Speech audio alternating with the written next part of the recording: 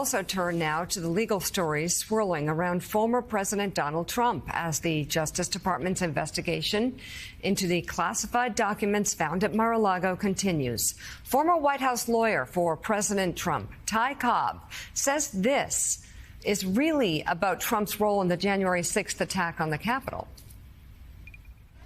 I think the president is in serious legal water, not so much because of the search, but because of the obstructive activity he took in connection with the January 6th proceeding.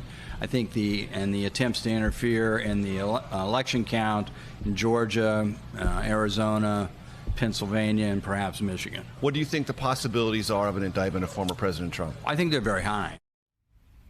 Cobb, who served as White House counsel during the Mueller investigation, also said Trump's efforts to decertify the 2020 election were, quote, criminal and would merit prosecution.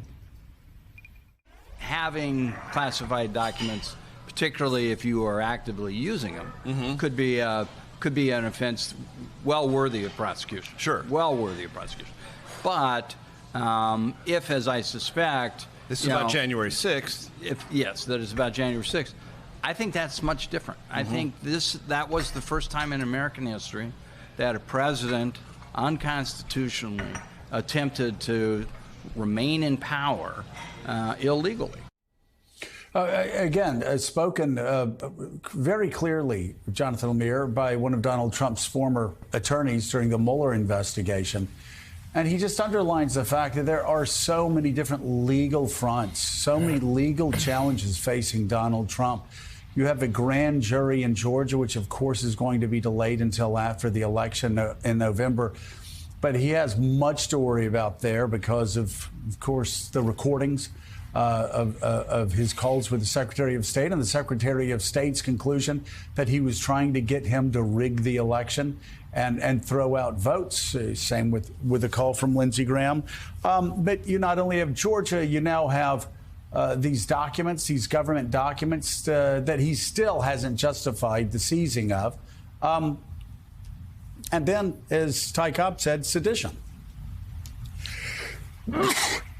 Bless you. And there's more than that, Joe. There's also, of course, the ongoing litigation in New York, the civil case into his business, which at the moment does not name him personally, but certainly if the business were to have significant legal consequences, he would suffer that as well.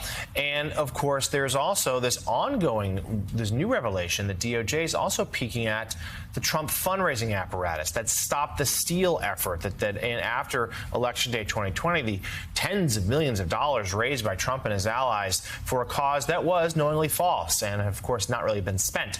Trump seems to have just pocketed that money. So there'll be questions about that as well. But, of course, at the forefront is what we are seeing at Mar-a-Lago, the need for the Department of Justice to get those documents back, and now the debate over the special master. Yes, this likely also delayed until after the election, although Donald Trump's every move is being tracked right now and for clues that something else may be happening.